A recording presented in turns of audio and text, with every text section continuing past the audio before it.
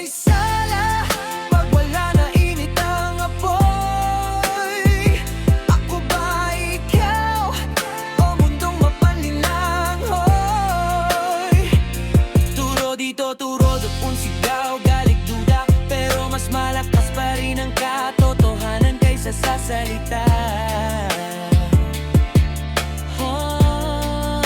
Sinisi ang nakaraan, sinisi ang sakit, sinisi ang sistema, sinisi ang nakagapos sa kadena.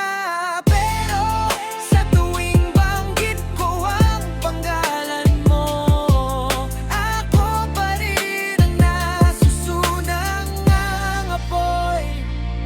Totoo.